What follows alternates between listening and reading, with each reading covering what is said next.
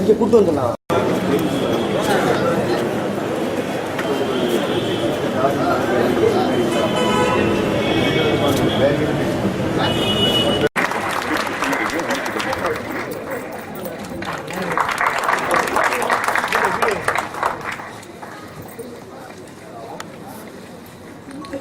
நன்றி. இப்போது தாதா சாஹேப் பால்கே பத்மஸ்ரீ இயக்குனர் சிகரம் டாக்டர் கே பாலச்சந்தர் அவர்களை நடிகர் விவேக் அவர்கள் கௌரவிக்க மேடைக்கு அன்போடு அழைக்கிறோம்.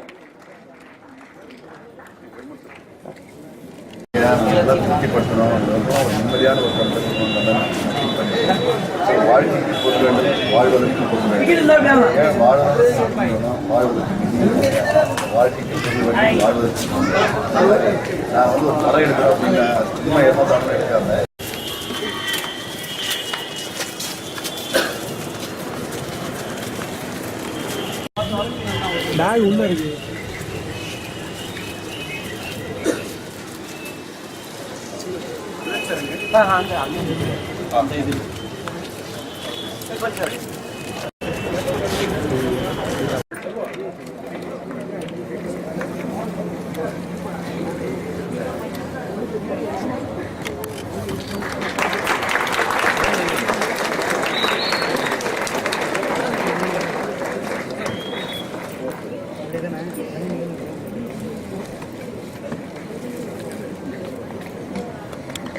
தமிழ் திரைப்பட தயாரிப்பாளர் சங்க தலைவர் திரு KR அவர்களை நடிகர் விவேக் அவர்கள் கௌரவி.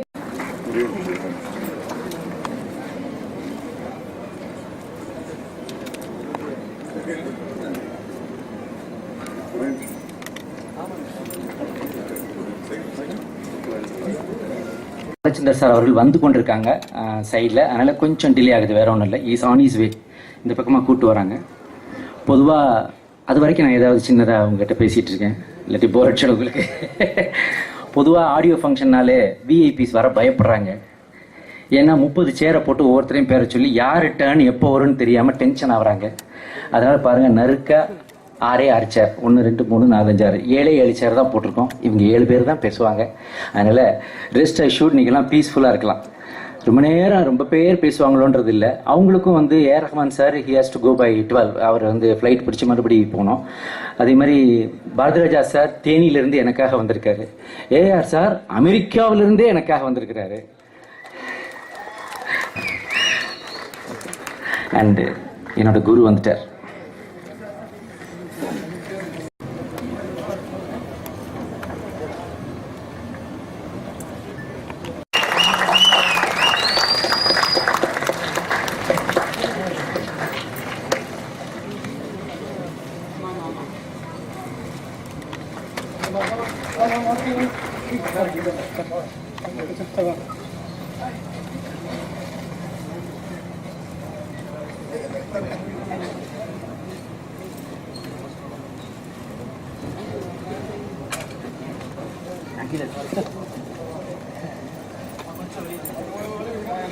Thank you. சிறப்பு இந்திய திரையுலகம், ஏன் உலக திரையுலகத்தின் சார்பில் நிறைய பேர் இருக்கிறதுனால எல்லாரும் ஒரு விதமான பயம் கலந்த டென்ஷன்ல இருக்கீங்க. அப்படி இருக்காதீங்க, ஜாலியா இருங்க. ஏன்னா டோன்ட் வரி, பி ஹாப்பி. வந்திருக்கும் திரையுலக பீஷ்மர்களே, மேடையில் இருக்கும் பெரியோர்களே மற்றும் எனது நண்பர்களே மற்றும் பத்திரிகை துறையை சார்ந்த நண்பர்களே மற்றும் மதயானை கூட்டம் போல் இங்கே நின்று ஃபோட்டோ எடுத்துக்கொண்டிருக்கும் ஃபோட்டோகிராஃபர்ஸ்களே மற்றும் இணையதள நண்பர்களே மற்றும் எனக்காக ட்வீப்பிள்ஸ் நிறைய பேர் வந்திருக்காங்க ட்விட்டர்ஸ்லேருந்து, அவங்க எல்லாருக்கும் ஒரு வணக்கம் சொல்லிக்கிறேன். உங்கள் அனைவருக்கும் வணக்கம். காலம் மிகவும் குறைவாக இருப்பதால் ஷார்ட் அண்ட் ஸ்வீட்டாக என்னுடைய வரவேற்புரையை முடிச்சுக்கிறேன். இது ஆக்சுவலாக வரவேற்புரை இல்லை, இது ஒரு நன்றி உரை தான். காரணம், ஒரு ஷோவை கேன்சல் பண்ணிட்டு கமலா தியேட்டர் அவங்க இந்த அரங்கத்தை நமக்கு கொடுத்திருக்கிறார்கள். வி.என். சிதம்பரம் ஐயா நம் நினைவில் எப்பொழுதும் வாழ்ந்து கொண்டே இருப்பார். அவருடைய இளவல்கள் இங்கே வள்ளியப்பன், கணேஷ், நாகு அத்தனை பேருக்கும் நான் நன்றி கடமைப்பட்டிருக்கிறேன். அதே மாதிரி கமலா தியேட்டர் அத்தனை ஊழியர்களுக்கும் முதல் நன்றியையும் வணக்கத்தையும் தெரிவிச்சுக்கிறேன். அப்புறம் இந்த படம் இந்த படத்தை பொறுத்த வரைக்கும் டைரக்டர் கண்ணனுக்கு என்னுடைய ஸ்பெஷல் தேங்க்ஸ் நான் சொல்லணும். எங்க இருக்காரு சார்? டைரக்டர் கண்ணனுக்கு என்னுடைய ஸ்பெஷல் தேங்க்ஸ் சொல்லணும். ஏன்னா கிட்டத்தட்ட 3 வருஷமா இந்த கதையை அவர் வச்சுக்கிட்டு என்னைய பண்ண சொல்லி கேட்டுட்டு இருந்தாரு. நான் 3 வருஷமா அவருக்கு டேக்கா கொடுத்துட்டு இருந்தேன். பட் அதுக்கப்புறம் டைரக்டர் பாலா வந்து இதுல விவேக்க வச்சே பண்ணுங்கன்னு அதுக்கப்புறம் இன்னொரு மீட்டிங்ல உலக நாயகன் கமல் அவர்கள் என்னை தனியாக அழைத்து போய் வித்தியாசமான கதைகளை பண்ணும் நேரம் இதுதான் விவேக் உங்களுக்கு என்று சொன்னார். ஸோ இது எல்லாம் காரணம் தான் நான் இந்த படத்தை பண்ணுவதற்கு. எனக்கு இது மாதிரி ஒரு கேரக்டர் கிடைக்கும்னு சத்தியமா நினைக்கவே இல்லை. என்னை வந்து அறிமுகப்படுத்தியவர் என்னுடைய இயக்குனர். இதோ திரையுலக பீஷ்மர் பாலச்சந்தர் அவர்கள் இங்கே இருக்கிறார்கள். 26 வருஷம் கழிச்சு எனக்கு இந்த மாதிரி ஒரு கேரக்டர், ஏன் இந்தியாவில் எந்த காமெடியனுக்கும் இப்படி ஒரு கேரக்டர் கிடைச்சிருக்காது, எனக்கு கிடைச்சிருக்கு. அதுக்கு வந்து டைரக்டர் கண்ணனுக்கு என்னுடைய நன்றியை தெரிவிச்சுக்கிறேன். அதே மாதிரி தயாரிப்பாளர் லாரன்ஸ் அவர் வந்து ஃபர்ஸ்ட் படம் பண்றாரு. ஃபர்ஸ்ட் படம் பண்ணி முடிச்சு ஒரு ப்ரொடியூசர் எப்படி இருப்பாருன்னு உங்களுக்கே தெரியும். ஆனா இன்னும் அவர் தெம்பா நல்லா இருக்கிறாரு. அதனாலேயே இந்த படம் நல்லா வரும்ன்ற நம்பிக்கை இருக்குது. ஆள் வேற நல்லா ஸ்டைலா இருக்காரு. எப்போ சார் கேபி சார் இன்ட்ரோடியூஸ் பண்ண ரஜினி சார் மாதிரி இருக்காரு. அப்போ அந்த ஸ்டைலில் இருக்கிறாரு. ஸோ அவர் வந்து ரொம்ப டெடிக்கேட்டடாக பண்ணுறாரு. அவரை நம்பி ஃபர்ஸ்ட் காப்பி கொடுக்கலாம் எவ்வளோ பெரிய ப்ரொடியூசர்ஸ்னாலும். அந்த மாதிரி அப்படி சிக்கனம் பார்த்து பண்ணுவார். எக்ஸ்ட்ரா ஒரு இட்லி போட்டாலே முறைப்பாரு. அந்த அளவுக்கு பார்த்து பண்ணார் இந்த படத்தை. அவருக்கு என்னுடைய ஸ்பெஷல் தேங்க்ஸ் தெரிவிச்சுக்க விரும்புகிறேன். அப்புறம் இந்த ஆடியோ ஃபங்க்ஷனில் திரையுலகின் பெரியவங்க வர்ற பயப்படாங்கன்னு சொன்னேன். ஏன்னா நிறைய பேருக்கு சேர் போட்டு எல்லாரையும் பேச வைக்கிறது கஷ்டம்னு. அதனால ரொம்ப மோஸ்ட் விஐபிஸ் மட்டும்தான். ஏன்னா மற்ற எல்லாரும் எதிர்த்தாப்புல உட்காந்துருக்கீங்க. நீங்க மெயினா வர்றது வந்து ட்ரெய்லரையும் சாங்ஸையும் பார்த்துட்டு வாழ்த்துவதற்காகத்தான். அதை நீங்க எங்க இருந்து பண்ணாலும் எங்களுக்கு ஓகே தான். ஸோ எல்லாரும் வந்தாக்க எல்லாரும் பேசி முடிக்கிறதுக்குள்ள cycle token, bike token, car டோக்கன்லாம் எல்லாம் டென்ஷன் ஆகுறாங்க. ஸோ அதனால we have made it a crisp one. இதை நான் ஏற்கனவே ஒரு மேடையில பாரதிராஜா சார்ட்டையும் பேசியிருக்கேன், விக்ரமன் சார்ட்டையும் பேசியிருக்கேன், கேஆர் சார்ட்டையும் பேசியிருக்கேன். அதை முதல்ல நாங்கள் இப்போ அமுல்படுத்துறோம் இதில். ஸோ அதை உங்ககிட்ட சொல்ல விரும்புகிறேன். இப்போ இந்த மேடை சாதாரண மேடை அல்ல. இவர்கள் யாரும் இது வந்து என்னோட படத்துக்கு வந்து விஐபிஸ்ன்னு சொல்லலை. ஜென்ரலாகவே இங்கே வந்திருக்கும் யூத், சினிமாவில் வெற்றி அடைய விரும்புபவர்கள், சினிமாவில் இன்னும் வெற்றி கிடைக்காமல் போராடி கொண்டிருப்பவர்கள் எல்லாம் மேடையில் வீற்றிருப்பவர்களை கொஞ்ச நேரம் பாருங்க. இவங்க யாரும் அதிர்ஷ்டத்தினால் ஜெயித்தவர்கள் அல்ல. இவர்கள் அத்தனை பேரும் கடின உழைப்பாலும் முயற்சியாலும் பெரும் பெரும் சோதனைகளையும் வேதனைகளையும் தாண்டி இன்று ஜெயித்திருக்கின்ற மகா பெரும் சாதனையாளர்.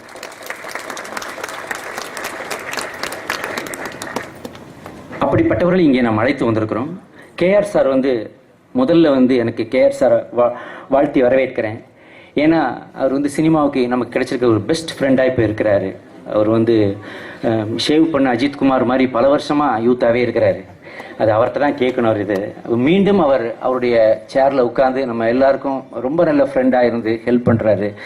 என்னுடைய சின்ன சின்ன விஷயங்களெல்லாம் இந்த படத்துல வந்து அக்கறை எடுத்து எங்களுக்கு ஹெல்ப் பண்ணிட்டு இருக்காரு. ஸோ தயாரிப்பாளர் சங்க தலைவர் கேஆர் அவர்களை வரவேற்பதில் மகிழ்ச்சி அடைக்கிறேன். அதே போல் இளைய தளபதி விஜய் இன்று எவ்வளவோ உயரத்தில் இருக்கின்ற பெரும் நடிகராக, மாஸ் ஹீரோவாக இருக்கின்றார். ஆனால் அவரை முதலாக ஒரு பெர்ஃபார்மரா மாத்தி காட்டினது இயக்குனர் விக்ரமன் தான். பூவே உனக்காக படத்துல இருந்து அதுல தான் அவருடைய ஆக்டிங் டேலண்டே மக்களுக்கு தெரிய ஆரம்பிச்சது. அப்பேற்பட்ட நானும் அவருடைய படங்கள் பண்ணியிருக்கிறேன். ஸோ இயக்குனர் சங்க தலைவர் விக்ரமன் அவர்களை வரவேற்பதில் மகிழ்ச்சி அடைகிறேன். இந்தியாவில் எந்த இடத்தில் தேசிய கீதம் பாடப்பட்டாலும், கொஞ்சம் அமைதி please, I need some silence. இந்தியாவில் எந்த இடத்தில் தேசிய கீதம் பாடப்பட்டாலும், எந்த இடத்தில் நமது தேசிய கொடி பறந்தாலும் நமக்கு இவர் ஞாபகம் வராமல் போகாது. ஒரு இந்திய தேசிய கொடிக்கு ஒரு அவமானம் ஏற்படும் பொழுது ஹீரோ அதன் மேல் தீப்பிடித்த கொடியின் மேல் புரண்டு அந்த கொடியை காப்பாற்றினார் என்ற உயர்ந்த கிளைமாக்ஸை உலகத்துக்கே கொடுத்த மாபெரும் இயக்குனர் தான் நம்முடைய மணிரத்னம் சார். அவர் வந்து வெற்றி கமர்ஷியல் ஹிட் கொடுக்கறதுக்காக படங்கள் எடுப்பதே கிடையாது. அவர் எடுக்கும் படங்கள் சிலது கமர்ஷியல் ஹிட் ஆகிவிடும், அவ்வளவுதான். அவர் அதை பற்றி அவருக்கு யானை படுத்தாலும் குதிரை மட்டும், யானை படுத்து கிடந்தாலும் குதிரை மட்டும் தான். அது யாராலும் மாற்ற முடியாது. இந்தியாவே திரும்பி பார்க்கின்ற, ஏன் நமக்கு ஒரு இசை புயலை அறிமுகப்படுத்திய மணிரத்னம் அவர்களை வரவேற்பதில் நான் மிக மிக மகிழ்ச்சி அடைகிறேன். தமிழ்நாட்டு மக்கள் அத்தனை பேரும் குடும்பங்கள் ஒருத்தரா நாம் இவரை மதிக்கிறோம். இவர் இதுதான் சொல்ல போறாரு நம்ம எல்லாருக்குமே தெரியும், மைக்கு பிடிச்சோன்னு. இருந்தாலும் அவர் அதை சொல்ல மாட்டாரான்னு நம்ம ஏங்கும். என் இனிய தமிழ் மக்களே, இது தமிழ்நாட்டு ரத்தமும் சதையும் இந்த மண்ணும் கலந்த ஒரு கலவை. ஆக அவர்கிட்ட வந்து நான் ஒரு படம் தான் பண்ணக்கூடிய வாய்ப்பு எனக்கு கிடைச்சிது. பொம்மலாட்டம்னு ஒரே ஒரு படம் தான். அப்போ சொன்னார், நான் இவ்வளோ நாள் எங்கேயா மிஸ் பண்ணேன், சாரி வெரி த்ரில்டு அப்படின்னாரு. இவ்வளவு நாளாக மிஸ் பண்ணின்றதை இப்போ சொல்கிறாரு. நான் என்ன பண்ண முடியும்? மனோஜ் கிரியேஷன் வாசலாம் வந்து நின்ன காலங்களில் எனக்கு வந்து 100 ஜதை செருப்பு வெளியே கிடக்கும். அத்தனை பேரையும் தாண்டி நான் வாய்ப்பு வாங்க முடியுமா? ஆனால் இன்று வந்து அவரே வந்து என்னை பாராட்டுவதற்கு வந்திருக்கிறார் என்பது எனக்கு கிடைத்த மிக பெரும் பாக்கியமாக கருதுகிறேன். பாரதி ராஜா சாருக்கு நாம் ஒரு பலத்த கைத்தட்டல் கொடுத்து வரவேற்போம். எனக்காக ஏரில் பறந்து வந்த ARR அவர்களே, இங்க இருக்க தேனியிலிருந்து பாரதிராஜ் சார் வர்றதுக்கே வந்து நாங்க ரொம்ப கஷ்டப்பட்டு அவரை மறுபடியும் இங்க வர வச்சோம் இந்த நிகழ்ச்சிக்காக. ஆனால் ஒரே ஒரு இமெயில் கொடுத்தேன், ஒரே ஒரு மெசேஜ் பண்ணேன். எனக்காக லாஸ் ஏஞ்சல்ஸ் அங்க இருந்து இங்க வரைக்கும் அவர் சொந்த காசு போட்டு பிளைட்ல வந்திருக்கிறார். இதுக்கு கை தட்டலைன்னா எதுக்கு தட்ட போறோம்?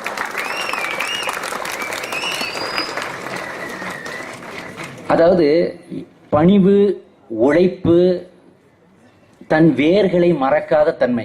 பணிவு, உழைப்பு, தன் வேரை மறக்காத தன்மை. இதற்கு வந்து உதாரணம் ஒரு மனிதனின் வெற்றியை பாருங்கள் இளைஞர்களே. எதனால் இவ்வளவு தூரம் உலக சிகரங்களை போய் தொட்டிருக்கிறார், உலக அளவுக்கு உயரத்துல போய் நம்முடைய AR ரஹ்மான் இருக்கிறாரு. ஆனால் அவர் ஒண்ணு சொன்னார். அவருடைய மிகப்பெரிய விருதை வாங்கும்போது ஒரு வார்த்தை சொன்னார், எனக்கு ரொம்ப பிடிச்ச வார்த்தை. உங்களுடைய வெற்றியின் ரகசியம் என்ன என்று ARR அவர்களை கேட்டப்போ ஒரு வார்த்தை சொன்னார். எனக்கு இது எல்லா இளைஞர்களுக்கும் தெரிய வேண்டியது. கோபப்படுகிற அத்தனை பேரும் யோசிக்க வேண்டிய விஷயம். வருத்தப்படுகிற, வேதனைப்படுகிற, மற்றவங்களை வார்த்தைகளால் புண்படுத்துகின்ற அத்தனை இளைஞர்களும் மாணவர்களும், ஏன் இங்க இருக்கின்ற அத்தனை கலா ரசிகர்களும் யோசிக்க வேண்டிய அந்த வரிகள். எனக்கு முன்னால் 2 பாதைகள் தென்பட்டன.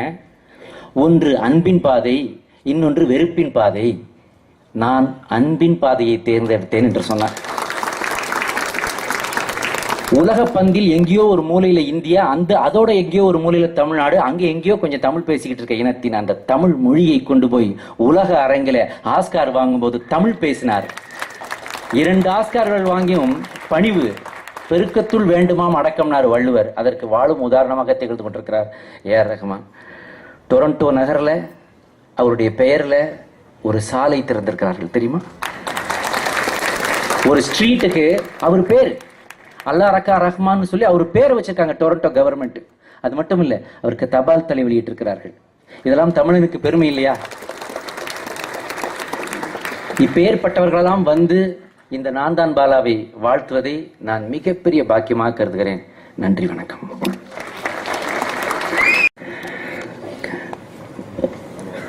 கல்யாணத்துல தாலியை மறந்த மாதிரி நான் பாலச்சந்தர் சார் பேரை ஆர்டர்ல மறந்துட்டேன். ஆனா நான் எப்படி மறக்க முடியும்? நான் இன்னைக்கு இப்படி உங்க முன்னாடி நிக்கிறதுக்கு காரணமே அவர் தானே. அவர்தான் ஒரு ஏஜிஸ் ஆபீஸ்ல ஒரு சாதாரண ஒரு அசிஸ்டண்டா தன்னுடைய, அதாவது உழைப்புக்கும் முயற்சிக்கும், கடின முயற்சிக்கும், அதன் பிறகு கிடைக்கின்ற வெற்றிக்கும் வாழும் உதாரணம் எங்களுடைய ஆசான் தாதா சாஹிப் பால்கே பாலச்சந்தர் அவர்கள். ஒரு சாதாரண ஒரு கவர்மெண்ட் ஜாப்ல ஆரம்பிச்சு நாடகங்கள் போட்டு அதன் பிறகு நாடகத்திலிருந்து இப்ப வந்து இந்தியாவில சிவில் அவார்டு கொடுத்தாக்க பிக்கெஸ்ட் அவார்டு வந்து பாரத ரத்னா. அதுக்கு மேல அவார்டே கிடையாது. இந்தியாவில் வேற அவார்டு கிடையாது, பாரத ரத்னா. அது போல திரை உலகிற்கு கொடுக்கப்படுகின்ற biggest award, top most award Dada Saheb Phalke. அதை வாங்கி இருக்கிறார் எங்களுடைய குரு. அவருடைய உழைப்பு, அவருடைய முயற்சி. அவரை வந்து நான் ஒரு மேடையில் பேசும்போது, படையப்பான்னு ஒரு படம் 15 வருஷத்துக்கு முன்னாடி படையப்பாவுடைய வெள்ளி விழா, அப்பெல்லாம் வெள்ளி விழா 100 நாள் விழா போஸ்டர்கள்லாம் ஒட்டுவோம். ஓடிச்சு படம். இப்போ 1 வாரம் 2 வாரம். அப்பெல்லாம் 6 தியேட்டர்ல ரிலீஸ் பண்ணி 100 நாள் ஓட்டணும். இப்போ 100 தியேட்டர்ல ரிலீஸ் பண்ணி 6 நாள் ஓட்டணும். அது மாதிரி வளர்ந்துருச்சு விஞ்ஞானம். நம்ம ஒன்றும் பண்றதுக்கு இல்லை. இல்லாட்டி கூட நீங்க டவுன்லோட் பண்ணி அடுத்த வாரம் இந்நேரத்துக்கு ட்விட்டர்ல எல்லாம் போய்கிட்டு இருக்கோம். நம்ம ஒன்றும் செய்யறதுக்கு இல்லை. ஸோ அப்பேற்பட்ட ஒரு விஷயத்தை வந்து அன்று வந்து சாதித்தவர் அவர். மிகப்பெரிய சாதனைகளை பண்ணியவர் அவர். இன்னைக்கு வந்து இந்தியாவை உலுக்கிய ஏக் துஜே கேலியை தான் முதலாக ஸ்ரீதர் சாருக்கு பிறகு தமிழ்நாட்டை நோக்கி இந்திய சினிமாவை திரும்பி பார்க்க வைத்தவர் முதலில் நம்முடைய இயக்குனர் சிகரம் பாலச்சந்தர் அவர்கள் தான். அவரை பற்றி சொல்லிக்கொண்டே போகலாம், அதற்கு வந்து நம்ம முடிவே கிடையாது. அவரால் தான், அவருடைய படைப்பில் உருவானது தான் ரோஜா, அதன் இயக்குனர் தான் மணிரத்னம், அதன் இசையமைப்பாளர் தான் முதலாக இசையமைத்தது தான் இசை புயல் AR ரஹ்மான். ஆகவேதான் அந்த கம்பீரமான இடத்திலே அவர் இன்று உட்கார்ந்திருக்கிறார். என்னுடைய ஆசான் பாலச்சந்தர் சார் அவர்களையும் வரவேற்பதில் நான் பெருமகிழ்ச்சி அடைகிறேன். நன்றி.